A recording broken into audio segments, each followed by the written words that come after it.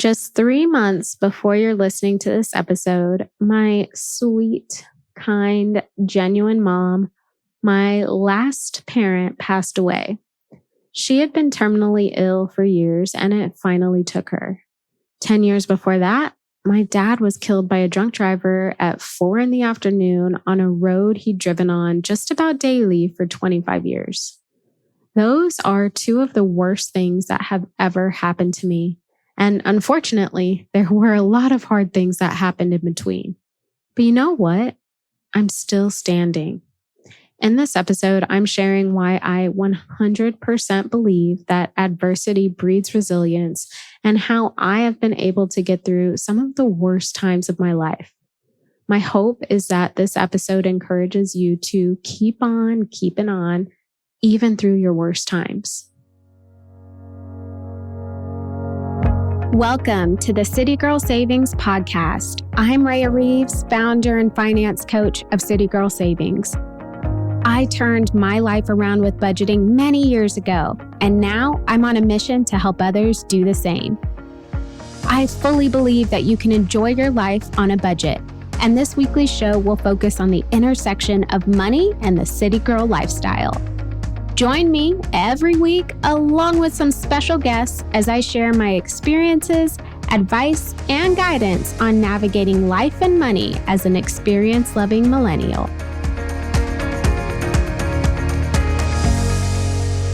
So I'm going to do my best to get through this episode without shedding a tear. But if I do, I am giving myself grace. I ask that you give me grace.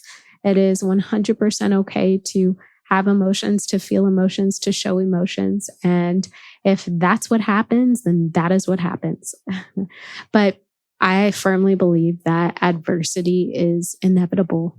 Sad, devastating, defeating situations are inevitable. And we, you, me, we can choose to give in, or we can choose to power through. We can choose to keep going, to keep on keeping on in spite of these terrible, sad, adverse times. And I encourage you to power through. I encourage myself to choose to power through, to make that choice to continue moving forward, even in spite of hard things happening. Me personally, I have experienced lost dreams and failed expectations. I've experienced life-changing opportunities just ripped from my hands, never to be known. I've experienced breakups that have led to living situation changes. I've experienced almost being evicted, friends blowing up at me because they never communicated how I made them feel, and those feelings weren't good. I've experienced navigating difficult people, exceptionally low revenue months in business, thousands of dollars of credit card debt. I've experienced health scares. I've experienced the unexpected death of a parent and the agonizing slow burn of the death of a terminally ill parent. So I have gone through some things, and I'm sure there are even more that I just have chose to power through and leave in the past. But in spite of all of those things, in spite of the stuff that I have been through, I powered through, and I made that choice to power through. When my dad died, I was 24. I was living in LA. And I truly felt like I lost one of the only people in the world who loved me unconditionally. And I was right. I was right to feel that way. And it was just a fact. It is a fact. There's only a few people in the world who love me unconditionally. And there was one less when he died. So I was valid in feeling that way. I'm still valid in feeling that way. But when he passed, just because of how old I was, where I was, I could have easily amped up my partying. I could have gotten lost in the LA scene. I mean, I already had been dipping my toe in the waters. I was already out and about, just drinking, having fun, living the LA lifestyle. But when he died, I could have taken it up a notch. I could have immersed myself and just gotten lost in the sadness I was feeling, like the hole in my heart. I could have easily isolated myself from my mom and brother. They were back in Texas. I was all alone in LA. outside of like friends and things like that. But I could have gone down the wrong path, but I didn't. In fact, I actually chose to quit drinking. So when my dad died, I didn't drink for a year and a half. And that was a quick, big shift because I was always out and about partying, but I chose to quit drinking. I chose to continue putting myself in a good financial position. And I chose to move back home, not only to be closer to my mom and my brother, but to also expedite my financial goals. And it's crazy. I didn't know this at the time, but making those choices, doing all of those things is what allowed me to be in a position and have the experiences I needed to start City Girl Savings. So like you can turn tragedy into triumph. You may not know it. You may not see it. You may not think it's possible, but it is. And, you know, over the years and going through the things I've gone through, I firmly believe that getting through your current adversities, so handling your current sad, challenging times, will make you better equipped to handle the adversities that come to your next level self, because they will. It is inevitable, right? And if we can't get through our current problems, if we can't get through our current adversities, if we let situations and things that are happening to us just hold us down and keep us defeated, and we won't be able to break through. We won't be able to get to that next level. And when we do get to the next level, you can better believe there's going to be a next set of adversities and next set of problems. It just is the way it goes. But, you know, although I believe that, another thing that I truly believe is that sad, tragic, or just disappointing times, they're not personal. I mean, they feel it, right? I mean, they feel personal. Like my dad died at 4 p.m. on a road that he had driven on for my entire life, if not more. And it was a weekday. Like, who is drunk on a freeway on a weekday? And, you know, what are the odds that my dad was just in the wrong place at the wrong time and got the brunt of it, right? Like, I could easily make that personal. I could easily take that to heart and say, that's intentional. That's against me. Something's up here. I could easily do that, but I'm not, because the reality is sad, tragic, disappointing times, adversities, they happen to us all. Yes, they'll look different for us all, right? But nobody escapes it. Nobody escapes adversities. They happen to us all. And how we handle them is what really makes the difference. And I don't want this to sound like toxic positivity, because, you know, that's far from what I want to portray. But in spite of bad things happening, there is always something good that can be found. Things could always be worse. And I am a firm believer in the power of positive thinking. I don't think being positive is the only solution. It's not. Please let me make sure that is known. Being positive doesn't solve the problem, right? But you can choose to power through and do so in a way that allows you to see that something good can be found, right? In spite of what you're going through, things could always be worse. And I've come across people in my life who, you know, say like, well, just be positive, or no, don't think about it, or just change the way you think. And it's so easy for people who haven't been through much to say, well, just be positive, to say, well, forget about it and just, you know, think good and good will happen. But I'm someone who has been through so much. And I'm saying, try your hardest to power through. I am saying, try your hardest to stay on the positive path and don't give in to the lethal distractions. And I know from my own experiences, it is so much easier said than done, but it needs to be said, right? So this is not toxic positivity. Just be positive and act like nothing happened, or, you know, positive, think your way out of how bad you're feeling. That's not what I'm saying. But what I'm saying is, you can choose to power through. You can choose to let this sad, tragic situation define you and keep you defined by that situation, or you can choose to break free of it. choose to break free, choose to power through.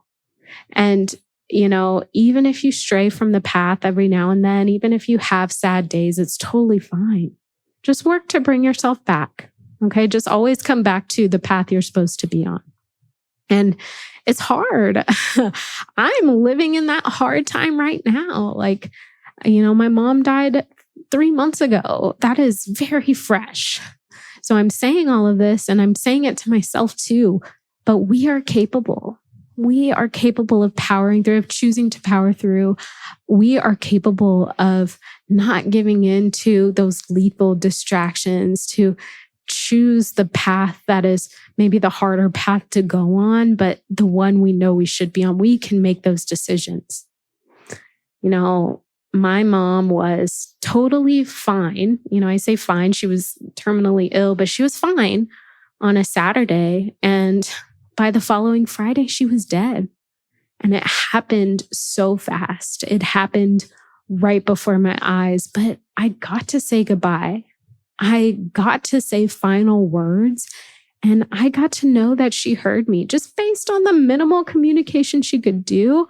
I know she heard me. I know she heard my voice. And I am so grateful for that, because that is way more than I got to have when my dad died. So when I say that there is always something good that can be found, that's what I mean. The saddest situation, but there is some good in it. Got a money question you want me to answer on the podcast? I'm starting a new segment on the show called City Girl Solutions, where I answer any questions you have for me. Money, business, life, you name it. Submit your questions at citygirlsavings.com/QA and get your question answered by me in a future episode. And did you know that we have so many free money resources on our blog, Instagram, and TikTok channels? Find us across the internet at City Girl Savings.